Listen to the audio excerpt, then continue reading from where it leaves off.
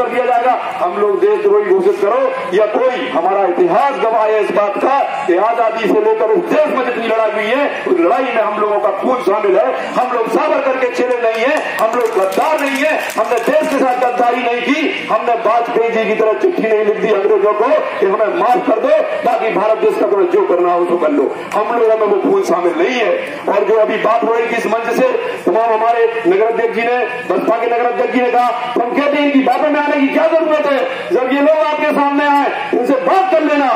कि अशफाकुल्लाह का बलिदान क्या बलिदान नहीं था, अब्दुल हमीद क्या जेल की सर नहीं था। और कहते हो गद्दार हमें अपनी गिरवा में था दो, क्योंकि जिसने गांधी को मारा वो मुसलमान नहीं था। इसलिए सम्मानित साथियों, इन लोगों की बातों में आने के बजाय हम लोग अपने काम में रहेंगे, हम अपनी बात करेंगे, तब ठीक होगा। क्योंकि हमारी लड़ाई एक दल से नहीं है, एक विचारधारा से नहीं है, हमें कई मोर्चों पर लड़ाई लड़ना है। हमें लड़ाई लड़ना है चुनाव आयोग के साथ, हमें लड़ाई लड़ना है जो बिकी हुई मीडिया है, जो सिर्फ ये दिखाने का काम करती है कि उस देश में जितने अच्छे काम हुए वो मोदी ने किए और जिस देश में जितनी भी गलतियां हुई वो तमाम दूसरे दलों की वजह से हुई। हमारी लड़ाई मीडिया से, हमारी लड़ाई चुनाव आयोग से भी है। अभी चुनाव शुरू नहीं हुआ है, चुनाव की तारीख है जब देश के प्रधानमंत्री जी बताएंगे। चुनाव आयोग कहता था मार्च के फरवरी के आखिरी हफ्ते में, मार्च के पहले हफ्ते में तारीखें घोषित कर देंगे, लेकिन देश के प्रधानमंत्री जी की रैलियां लगी है और चुनाव आयोग की हिम्मत रही है कि वो अपने मन से तारीखें तय कर सके। सीबीआई से हमारी लड़ाई है, चुनाव आयोग से हमारी लड़ाई है, जो बिकी हुई मीडिया से हमारी लड़ाई है। इसलिए हम कहना चाहते हैं सम्मानित साथियों, और उनसे, उनके माध्यम से जो हमारे कार्यकर्ता हैं, इन मंच पर बैठे तमाम नेताओं के माध्यम से आपसे अनुरोध करना चाहते हैं कि लड़ाई तगड़ी है। लोग कह रहे हैं 6 लाख से शुरुआत होगी, 7 लाख से शुरुआत होगी। हम कहते हैं सीटें हमारी 80 आएंगी, लेकिन अगर हम लोग, जो आदरणीय मोहनलाल रैकवार जी ने कहा, अगर योजनाबद्ध तरीके से लड़ाई नहीं लड़े, क्योंकि सीटें तो हमारी जब आदरणीय मुलायम सिंह यादव जी और काशीराम जी का गठबंधन हुआ था तब भी आई थी, लेकिन उसके बाद क्या परिणाम हुआ, लोगों ने कैसा जहर घोला, हमने कितनी दूरियां पैदा कर दी। इन सब बातों को गंभीरता से रखते हुए, जिन लोगों से लड़ाई है हमारी, उनको सामने रखते हुए इस बात को क्यों करना होगा, क्योंकि गौरी साहब ने कहा है लश्कर भी तुम्हारा है, सरदार भी तुम्हारा है, लश्कर भी तुम्हारा है, सरदार भी तुम्हारा है, तुम झूठ को सच कहो, अखबार तुम्हारा है। और इस दौर में शिकायत करें तो किससे करें, इस दौर में शिकायत करें तो किससे करें, कानून भी तुम्हारा है, दरबार भी तुम्हारा है। मैं दावे के साथ कहता हूं, इस देश की सारी एजेंसियों पर झूठ बोलने वाले लोगों का कब्जा है, जिनके हाथ हमारे तमाम हमारे सैनिकों की लाशों से, जिनके खून से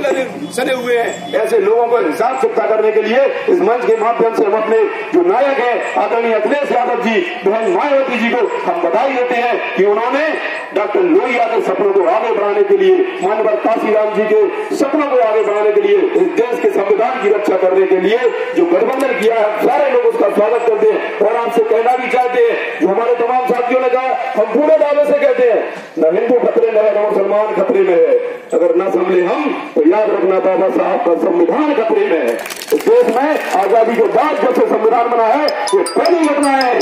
मनमाने अपनी बात से संबंध करते हुए चंद शब्दों में आप लोगों से सिर्फ यही गुजारिश करना चाहते हैं, जो कि समाजवादी पार्टी के यहाँ पर मंचासीन साथियों ने, बसपा के साथियों ने जो बातें कही है, सम्मानित साथियों, अब इन सब चीजों का हमें लगता समय रह नहीं गया है, क्योंकि तमाम राजनीतिक दलों ने अपने अपने तरीके से रोज लगातार प्रत्याशी भी घोषित हो रहे हैं। मैं अपने बहुजन समाजवादी पार्टी और समाजवादी पार्टी के सम्मानित साथियों से अनुरोध करना चाहता हूं कि हमारी लड़ाई, हमने जब गठबंधन बनाया तमाम लोगों ने तमाम तरह की बातें की, और साथियों ये गठबंधन का रिजल्ट है कि जब महागठबंधन बना उसके पहले इस देश के प्रधानमंत्री जी जो मदमस्त नींद में सोए हुए थे, वे जानते थे कि इस देश में न विकास के नाम पर, न जात के नाम पर, केवल धर्म के नाम पर और झूठी बातों के नाम पर, जुमलेबाजी के नाम पर, जब उन्होंने पुरानी सत्ता जब आई थी उनकी, कहा 15 लाख रुपए देंगे, 2 करोड़ लोगों को रोजगार देंगे, किसानों के कर्ज माफ कर देंगे, ये जानते हैं कि जमीनी विकास पर काम करने वाली आदरणीय मायावती जी की, आदरणीय अखिलेश यादव जी की सरकार नहीं रही, तो हम लोग काम में क्यों विश्वास रखें। इन लोगों ने पूरे 5 साल में कोई ऐसा काम नहीं किया जिसको वे खड़े होकर कह सकें लेकिन वे मदमस्त थे, वे सोचते थे कि हम फिर से कोई नए जुमले लाएंगे, देश की जनता को फिर मूर्ख बनाकर सत्ता पा जाएंगे। लेकिन जब उन्होंने देखा कि महागठबंधन हुआ, जब उनकी